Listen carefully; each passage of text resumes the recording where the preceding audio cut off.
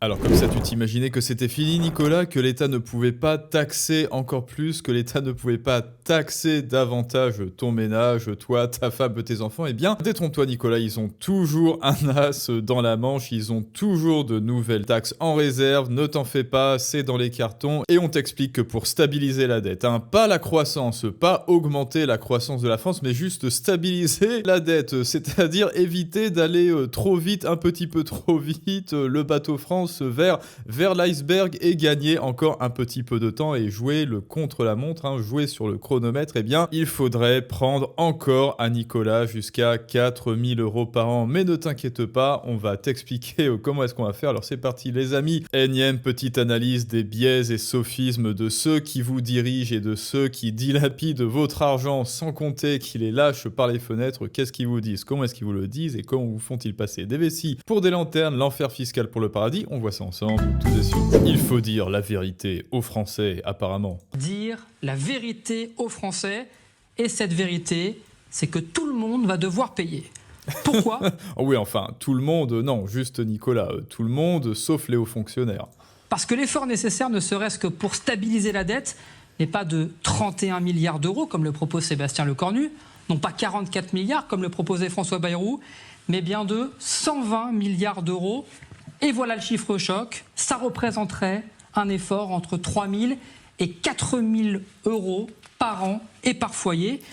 Et bah j'espère que tu es prêt Nicolas, hein. Est-ce que tu es prêt à donner encore plus d'argent à Manu et à son mari Jean-Michel et à Larcher et à Gros Boyard et à tout le monde en fait, tout le monde sauf toi, tout le monde sauf toi va en profiter, tout pour ceux qui te dirigent et rien pour toi, mais ne t'en fais pas, rappelle-toi c'est pour du patriotisme et si tu oses ne pas partager, toi petit travailleur du privé, eh bien tu es un méchant fasciste. Alors voilà, maintenant que je t'ai traité de fasciste, eh ben tu n'as plus le choix, tu vas devoir payer Nicolas. Alors ça peut paraître énorme, mais Guillaume Anzo Non. relativise. Bien sûr, ce serait bien plus que ce qu'on a demandé aux Français lors du tournant de la rigueur en 1983 avec François Mitterrand, bien plus également qu'au milieu des années 90 lorsqu'on a préparé le passage à l'euro, mais toute chose égale par ailleurs, c'est un effort moindre qu'en 1958 lors du fameux plan RUEF sous le général de Gaulle, peut-être un motif d'espoir. Un motif d'espoir. Regardez, on va vous demander beaucoup moins. Oui, Nicolas, tu vas devoir donner à Jean-Michel 4 000 € de plus pour ses perruques et son jet ski, etc. Mais 4 000 € par an, c'est rien. Et surtout, c'est beaucoup moins que ce qu'ont dû payer tes grands-parents sous De Gaulle. Alors quoi, hein? Est-ce que c'est pas un message d'espoir? Eh bien là, première petite technique, ils utilisent le biais d'ancrage. C'est-à-dire que là, on change de référentiel. Oui, 4 000 € pour Nicolas qui compte les sous à la fin du mois, c'est énorme, hein, c'est objectivement énorme pour les classes moyennes, mais regardez à De Gaulle, regardez du temps de Gaulle, et bah c'était beaucoup plus. Donc là, effet d'ancrage, oh bah si c'est beaucoup plus, alors je devrais m'estimer heureux, que l'État, aujourd'hui en 2025, me demande de faire un effort beaucoup moindre que mes grands-parents. Bah oui, sauf que du temps de Gaulle, il y avait les 30 glorieuses, la croissance allait à 5%, 6% par an, sauf qu'en 2025, la croissance est anémiée. La croissance en 2025, la croissance réelle, c'est 0%. C'est 0,75% dans le meilleur du meilleur des cas. Une croissance anémiée et une post-inflation absolument galopante où le salaire de Nicolas en a pris un coup. Non, ça n'est pas comparable, ça n'est pas comparable. Et là, encore une fois, on essaie de vous faire passer des vessies pour des lanternes en comparant ce qui n'est pas comparable. Estime-toi heureux, Nicolas, on te demande moins que tes grands-parents. Non, on te demande infiniment plus que tes grands-parents. Et cette tentative d'effet de contraste est absolument pernicieux, absolument sournois. Et selon moi, c'est un effet de sédation narrative, un effet de sédation rhétorique. C'est-à-dire, on essaie de vous endormir avec de jolies comparaisons qui n'en sont pas. Alors, ce chiffrage, 120 milliards d'efforts pour stabiliser la dette, c'est à peu près le même que le rapport d'inspiration plutôt libérale, on le disait, de l'Institut Montaigne, dont on parlait ici la semaine dernière. À votre avis, combien d'euros ou combien de millions ou voire de milliards d'euros, eh bien, les hauts fonctionnaires feront un effort et mettront dans le pot commun pour l'effort de guerre, hein? À votre avis, d'où viendront ces 120 milliards? Est-ce que Terra Nova propose à peu près la même chose, le même remède? Eh bien, c'est là que le rapport se distingue, David, et qu'on retrouve un petit peu le clivage droite-gauche. L'Institut Montaigne, d'un côté, privilégie la baisse des dépenses publiques, Terra Nova privilégie la hausse des prélèvements. En revanche, il y a des points communs. D'abord, Ça alors, baisse des dépenses publiques versus hausse des prélèvements obligatoires. Est-ce que les prélèvements obligatoires peuvent vraiment encore monter? Est-ce que ceux qui nous dirigent ne se disent pas un jour, je sais pas, quand la lumière est allumée hein, à l'étage, est-ce qu'ils se disent pas à un moment donné, les Français en auront marre? Eh ben non, parce que devinez quoi, le Français, lui aussi, tout comme la croissance, est complètement anémié, anesthésié. Hein. Regardez le genre de sédatif rhétorique qu'on lui présente à la télé aux heures de grande écoute, bien sûr que le petit Nicolas ne fera rien et ils le savent très bien. Ils le regardent droit dans les yeux, ils lui rient au nez et à la barbe et ils lui disent oui, on va augmenter les taxes. Nous, on va donc par conséquent augmenter notre niveau de vie hein, en pleine inflation. Les sénateurs qui s'augmentent de je sais plus combien, là de 700 euros. Et en point final, qu'est-ce qu'ils lui disent? Eh ben, tu ne vas rien faire, Nicolas, et ils repartent débonnaires. premièrement, faire davantage peser le poids de l'effort sur les retraités. Il rappelle les chiffres, Aïe. leur niveau de vie qui est quasiment équivalent aux actifs qui travaillent, 94% du revenu disponible moyen selon le CDE. Bon là, on n'y revient pas, hein. C'est pas les retraités le problème, c'est le système de retraite qu'il faut affouer. Et donc, eh ben là pour l'instant, je ne vois aucun sénateur, aucun député visé. Comment est-ce que ça se fait? Aucun grand ponte politique, aucun préfet, où est-ce qu'ils sont tous ces gens? Où est-ce qu'ils sont? Vous savez, ceux qui vous disent il va falloir faire un effort, mais vous le premier, vous les premiers en ligne et nous après. Voilà, les retraités, les salariés, enfin les travailleurs, ceux qui apportent de la valeur, mais les préfets et toute la clique, et les députés et toute la clique, on n'en entend jamais parler, les ministres non plus. Résultat, les retraités épargnent en moyenne 25% de leurs revenus, 25% de surplus selon l'économiste. Bravo. Il propose donc, premièrement, de désindexer les pensions sur l'inflation, au moins pour celles en dessous du niveau de l'inflation, au-dessus au niveau de la pension moyenne, c'est-à-dire à 1660 euros. Deuxièmement, supprimer l'abattement de 10% pour frais professionnels. Troisièmement, augmenter la CSG sur ces pensions. Enfin, quatrièmement, supprimer les avantages fiscaux des assurances vie au moment de la transmission.